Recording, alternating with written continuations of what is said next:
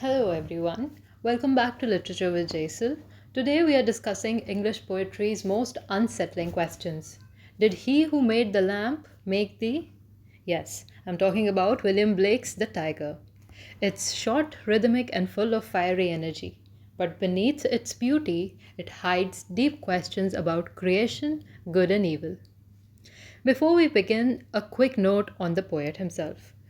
William Blake was an English poet, painter, and visionary from the Romantic age. He wrote The Tiger in 1794 as part of his collection, Songs of Experience, a darker and more mature counterpart to his earlier Songs of Innocence. Together, these two collections show the contrast between innocence, like the purity of childhood, and experience, the harsh realities of life. The tiger represents the side of experience, full of awe, power, and fear. Let's now begin with the poem. Stanza 1. Tiger, tiger, burning bright in the forests of the night, what immortal hand or eye could frame thy fearful symmetry? Blake begins by directly addressing the tiger, calling it burning bright. That phrase isn't just about color, it's about energy, passion, and even danger sometimes. The forests of the night make the scene mysterious and spiritual. Then comes the big question: what immortal hands or eye could frame or create such a powerful and terrifying creature? In simple words, Blake is asking what kind of divine power could design something so fierce and beautiful at the same time? Next stanza. In what distant deeps or skies burnt the fire of thine eyes? On the wings, on what wings dare he aspire? What the hand dare seize the fire? Here Blake wonders where the tiger's fiery spirit come from. Did it come from the depths of hell, the distant deeps, or from the heavens, the skies? He imagines a creator so daring that he reaches out to seize fire itself, just like Prometheus in Greek mythology, who stole fire from the gods. This stanza basically asks, what kind of god is brave enough to create such a dangerous force? Moving on. And what shoulder and what art could twist the sinews of thy heart?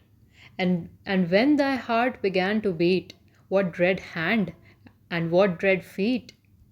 Now, Blake focuses on the making of the tiger, its physical strength and life. He talks about the creator's shoulder and art, the skill and power it must have taken to shape the tiger's heart and muscles. And when the tiger's heart starts beating, Blake wonders what kind of hands and feet belong to such a terrifying maker. It's as if he's picturing God as a blacksmith forging life.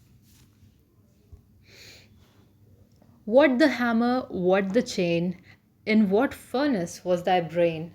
What the anvil, what dread grasp, dare its deadly terrors clasp? This stanza turns the act of creation into something industrial and violent, full of fire, metal, and force imagery. Blake imagines the creator's workshop, a furnace, a hammer, an anvil, like a divine forge. He's shaping the tiger's brain with heat and iron, giving it both intelligence and savagery. The tone here is awe mixed with fear, because Blake is realizing that the same power that creates beauty can also create destruction. It's a powerful image, God as both the artist and the blacksmith. When the stars threw down their spears and watered heaven with their tears, did he smile his work to see? Did he who made the lamp make thee? Now, it's one of the most famous stanzas in English poetry.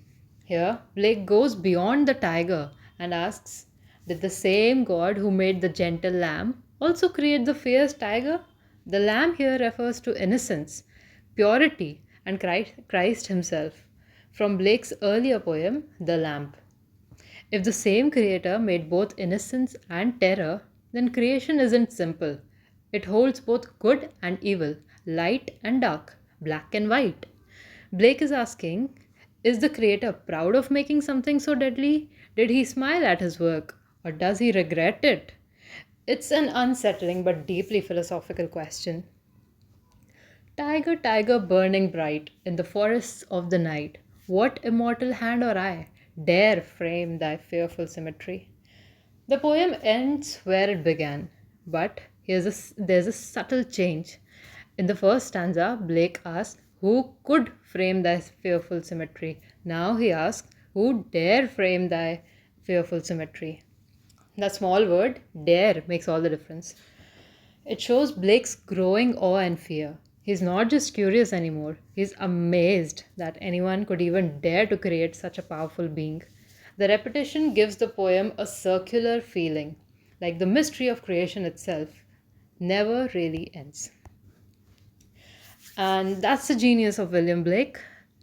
Through one fierce creature, he gives us a vision of the universe where innocence and experience coexist, where beauty and terror are twins, where creation itself is both miracle and mystery. So, the next time you hear Tiger, Tiger burning bright, remember it's not just about the tiger, it's about us and the fire within us, the strength, the rage, the wonder, and the divine spark that dares to create.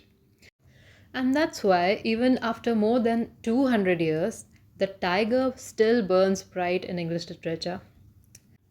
Thank you for watching.